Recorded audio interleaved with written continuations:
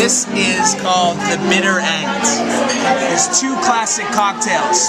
One's called the Manhattan, which is a full-bodied whiskey cocktail. Yes. The second one is called the Negroni, which is a bitter gin cocktail, more of a digestive. So the two elements I love about those cocktails are the full-bodied sweetness, semi-sweetness, very balanced flavor of the Manhattan, and sort of the bitter finish and the botanicals of the Negroni. Right.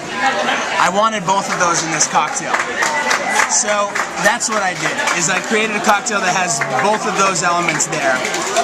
This drink, unlike most cocktails where everything hits the palate at one time, almost you get all the flavor at once, this is going to have a progression. So what you're going to get first is this wonderful yellow lemon here, the citrus on the nose.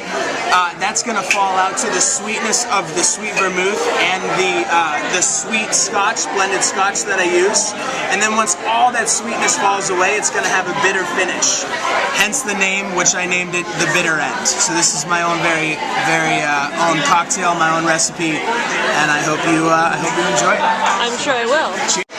Okay, how long have you been making drinks? I've been making drinks now for about 4.5 years. So just opening different places up in Los Angeles, from high-end nightclubs to lounges like this, ultra lounges. How you doing? Okay, ultra lounges. Yeah, ultra lounges, high-end, fast-paced nightclubs, more primary mixology bars. I've done things on the road where you literally get a cart on doing table-side mixology. So I've done a lot of different things, a lot of different speeds.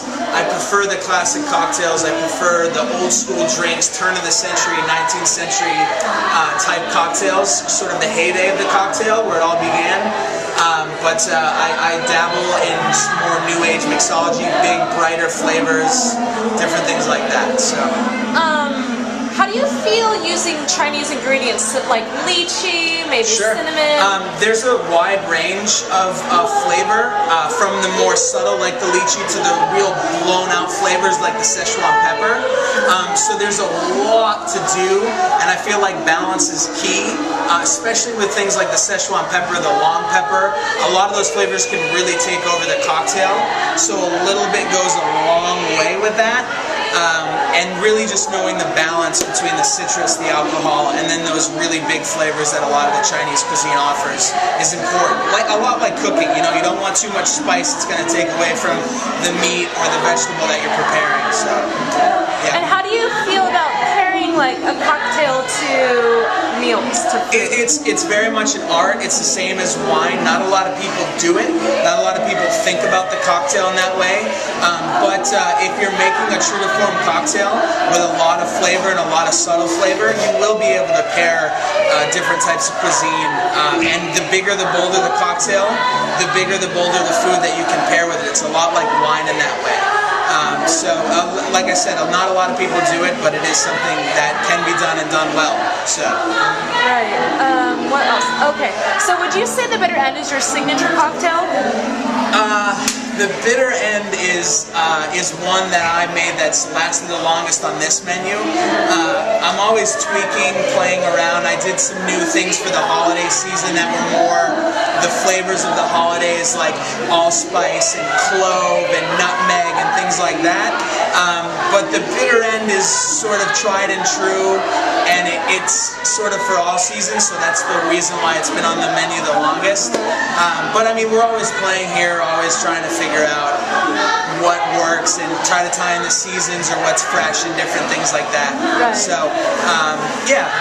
There's a lot of different things. A lot of the newer mixologies is all about flavor and incorporating new ingredients, whereas the classics and sort of making neo-classic cocktails is all about subtleties and really refined flavors with a lot of liqueurs, not a lot of sugar, not a lot of fruit.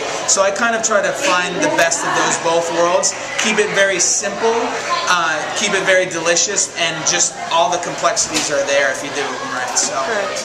Do you have any drinks in your repertoire right now that have any Chinese ingredients? Sure. I mean, I've been known to do lychee martini, sort of variation on lychee martini. The nice thing about lychee, because it's a lot like kiwi, where there's just a lot of subtle flavor that you can change and morph. You can make it spicy. I could do a muddled lychee jalapeno sort of margarita with fresh tequila, fresh lime, muddled lychee, muddled jalapeno. I can make it more subtle, and using vodka or gin and Saint Germain bring out the floral elements and pair the kiwi like that. Instead of using lime, I'd use lemon. You can make it sort of herbaceous and do lychee basil with fresh lime and make almost like a lychee basil gimlet. So I mean, what the nice thing about lychee, like kiwi, is it's really subtle and actually adds a lot of viscosity to a drink and gives it a really nice kind of thick texture to the cocktail without adding a lot of aggressive flavor to it. So yeah, lychee especially.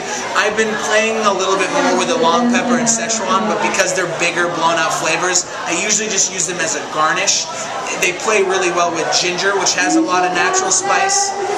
Ginger goes great with black pepper, so like that you can use the long pepper, which adds almost you know, a different sort of element and spice that pepper doesn't have, you know? Right. So I've been still playing an oolong tea.